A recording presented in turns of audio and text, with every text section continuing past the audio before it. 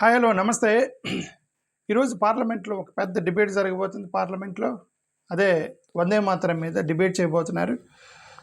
Already షెడ్యూల్లో చెప్పారు, గతంలో 8వ తారీఖున మేము పార్లమెంట్లో వందే మాతరం 8వ తారీఖు, 9వ తారీఖు ఎస్ఐఆర్ మీద డిబేట్ అన్నారు. సో ఈరోజు 8వ తారీఖు కాబట్టి ఈరోజు డిబేట్ చేస్తారు వందే మాతరం గురించి.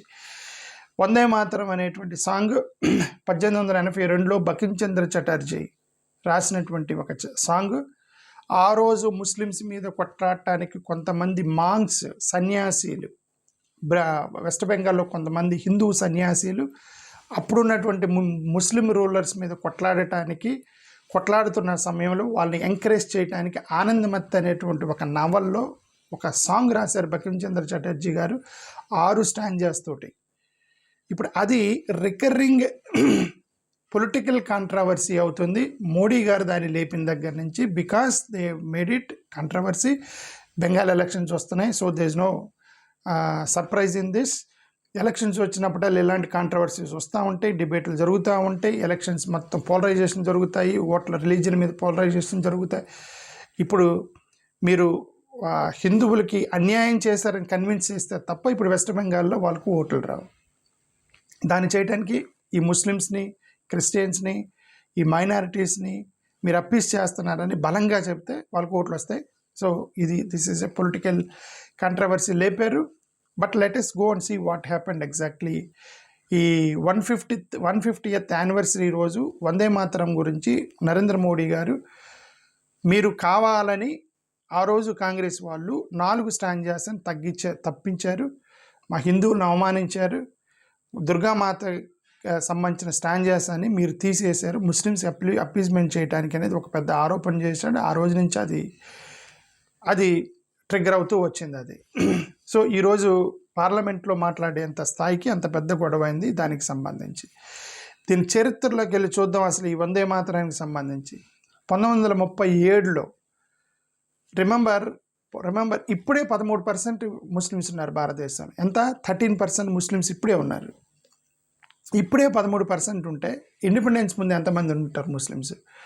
ఎందుకంటే మన స్వతంత్రం రాకముందు ఇప్పుడున్న బంగ్లాదేశ్ మనలో భాగమే, పాకిస్తాన్లో ఉన్న ముస్లిమ్స్ కూడా ఇండియన్స్.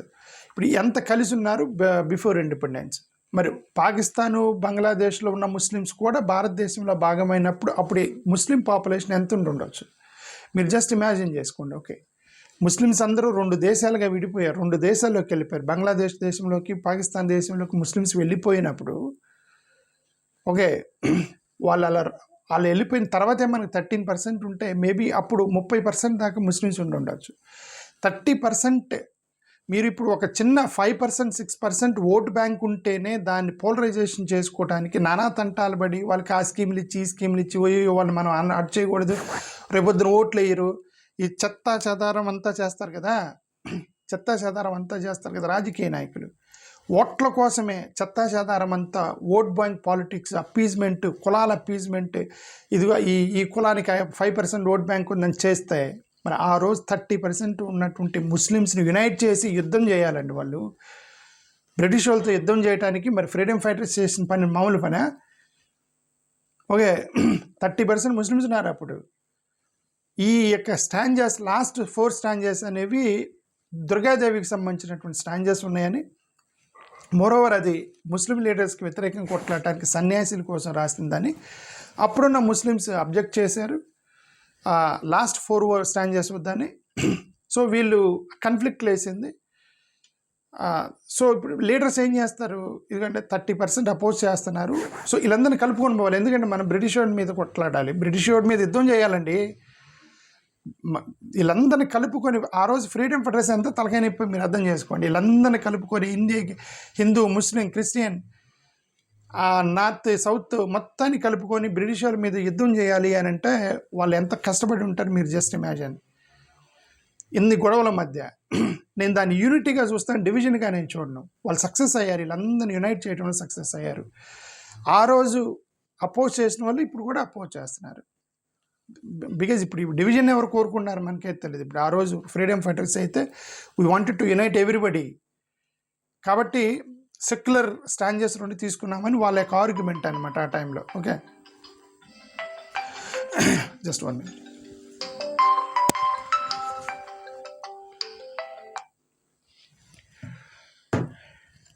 ఓకే, సో అది యూనిటీకి సంబంధించి.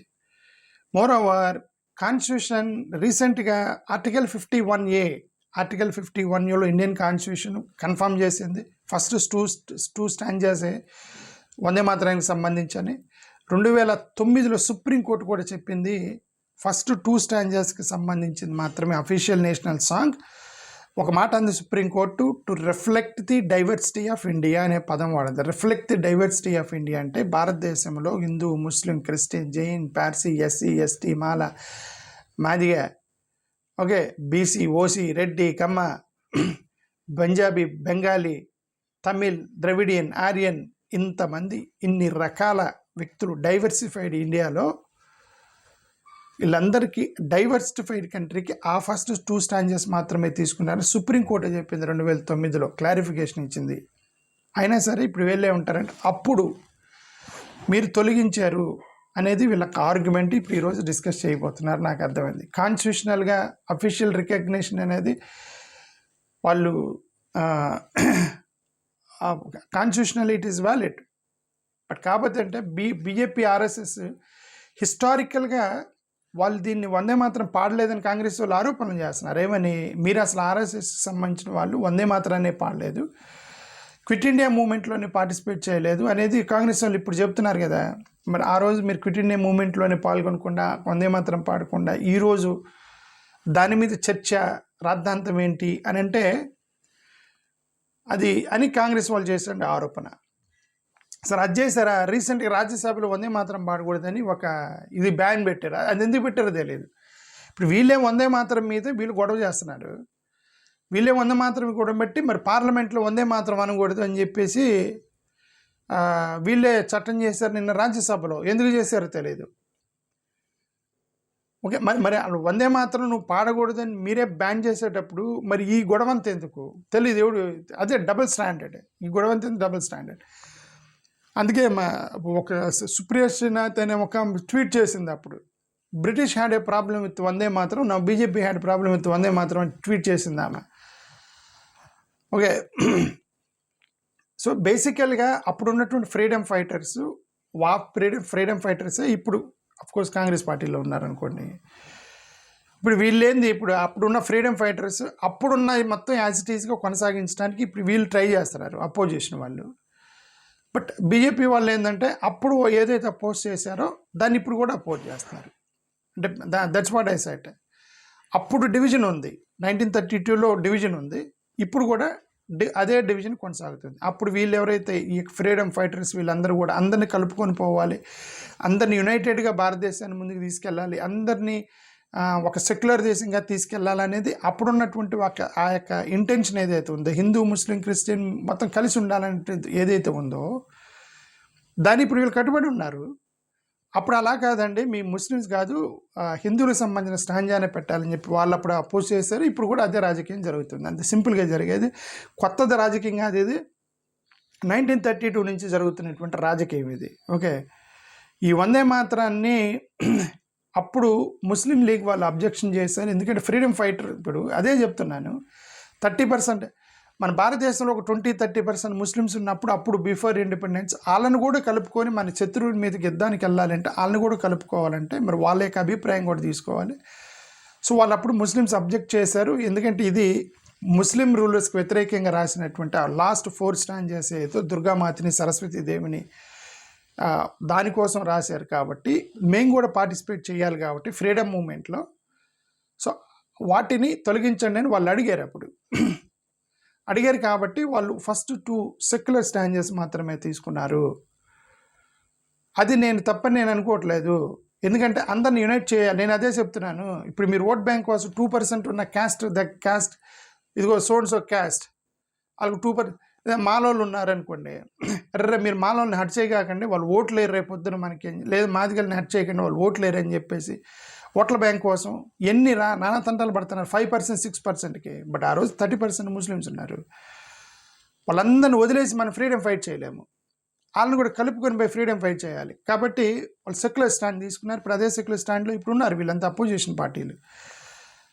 1937లో కాంగ్రెస్ డెసిషన్ తీసుకున్నప్పుడు జవహర్లాల్ నెహ్రూ, సుభాష్ చంద్రబోసు, మౌలానా అబ్దుల్ కలాం ఆజాద్, ఆచార్య నరేంద్ర దేవ, రవీంద్రనాథ్ ఠాగూర్ వీళ్ళందరూ 1937లో వీళ్ళందరూ ఒప్పుకున్నారు దానికి. నెహ్రూ గారు 1937లో సుభాష్ చంద్రబోస్ గారికి లెటర్ రాశారు ఏమని, ఇది మన ముస్లిమ్స్కి ఇరిటేట్ చేస్తాయి. ఎందుకంటే లాస్ట్ 4 స్టాంజెస్ కూడా మన హిందూ రిలేటెడ్ ఉన్నాయి కాబట్టి ముస్లిమ్స్ని ఇరిటేట్ చేస్తాయి. మన ఫ్రీడమ్ మూమెంట్లో వీళ్ళని కూడా కలుపుకొని పోవాలి. సో కాబట్టి మనం ఆ ఫస్ట్ 2 స్టాంజెస్నే తీసుకెళ్దాము అని లెటర్ రాస్తే, ఇనిషియల్గా సుభాష్ చంద్రబోస్ గారు రిలక్టెంట్ అయినప్పటికీ he was convinced with unity proposition. కరెక్టే, మరి మనం యునైటెడ్కి వెళ్దామని ఆయన కన్విన్స్ అయ్యాడు సుభాష్ చంద్రబోస్ గారు. ఓకే, ఇప్పుడు వీళ్ళందరూ కలిసి పెడితే అప్పుడు ఎందుకు ఇంత గొడవ అంటే, ఫస్ట్ 2 స్టాంజెస్ ఏదైతే ఉన్నాయో ఆ 2 కూడా ఎందుకు ఫస్ట్ 2 స్టాంజెస్ ఏదైతున్నాయి జియోగ్రఫికల్గా రెఫరెన్షియల్ అంటే భారతదేశాన్ని ఒక న్యాచురల్ బ్యూటీగా, ఒక మదర్గా, మొత్తాన్ని యూనిటీ చేసేటువంటి, ఐక్యమత్యం పెట్టేటువంటి మదర్గా ఫస్ట్ 2 స్టాంజెస్లో ఉన్నాయి. దాంట్లో ఎక్కడ దేవతల పేర్లు కానీ ఏం లేదు. ఇంక్లూజివ్ ప్యాట్రియాటిజం ఉంది ఫస్ట్ 2 స్టాంజెస్. బట్ 3, 4, 5, 6 ఈ 4 స్టాంజెస్ ఏదైతే ఉన్నాయో అక్కడ దుర్గా అంటే 10 చేతులు 5 చేతులు ఉన్నాయి. ఓకే, 10 చేతులు ఉన్నటువంటి దుర్గామాతగా మెన్షన్ చేశారు. వెల్త్ని లక్ష్మీదేవితో పోల్చారు. విజ్డమ్ అని జ్ఞానాన్ని సరస్వతీదేవితో పోల్చారు అనమాట. సో అలా పోల్స్తూ మిగతా 4 స్టాంజెస్ ఉన్నాయి. కాబట్టి ఆ రోజు కొంతమంది అపోజ్ చేశారు, కొంతమంది సపోర్ట్ చేశారు. సెక్యులర్ స్టాంజెస్గా 2 తీసుకుందాం అనేది సపోర్ట్ చేసిన వాళ్ళు Jawaharlal Nehru, Rabindranath Tagore, Maulana Abdul Kalam Azad, Subhash Chandra Bose. First initially reluctant but he was convinced. Later Mahatma Gandhi, Congress working committee, అంటే కాంగ్రెస్ పార్టీ కాదు, అప్పుడు freedom fighters Congress working committee, Jamiat Ulama e Hind అనేటువంటి ఒక Muslim League body. Okay, Khan Abdul Ghaffar Khan వాళ్ళు ఫ్రంటియర్ కాంగ్రెస్ అని వాళ్ళు కొన్ని పార్టీలు అందరూ సపోర్ట్ చేశారు. అప్పుడు అపోజ్ చేసిన వాళ్ళు ఇప్పుడు గొడవ చేస్తుంది. అప్పుడు అపోజ్ చేసింది ఎవరు? ఇప్పుడు వీళ్ళందరూ సపోర్ట్ చేస్తే అప్పుడు కూడా కొంతమంది అపోజ్ చేశారు. వాళ్ళలో ఫస్ట్ హిందూ మహాసభ, వీర్ సావర్కర్, బిఎస్ మూంజీ గారు వాళ్ళు అపోజ్ చేశారు. అప్పుడు వాళ్ళు ఏమన్నారంటే, మీరు ఫుల్ స్టాంజాన్ని తీసుకోకుండా లాస్ట్ 4ని మీరు తొలగించడం, మీరు అప్పీజ్మెంట్, మీరు పిరికోళ్ళు, అప్పీజ్మెంట్ మీకు ఇది మాకు అవమానం అన్నట్టుగా ఆ రోజు సావర్కర్ వాళ్ళు ఏదైతే అన్నారో ఇప్పుడు వీళ్ళు గొడవ చేసేది వాళ్ళు. ఇప్పుడు ఆర్ఎస్ఎస్ వాళ్ళు అప్పుడు ఆ టైంలో కేబీ హెగ్డేకర్ ఎర్లీ ఆర్ఎస్ఎస్ దాన్ని అపోజ్ చేసింది. అప్పుడు మొత్తం తీసుకోవాల్సిందే అన్నారు.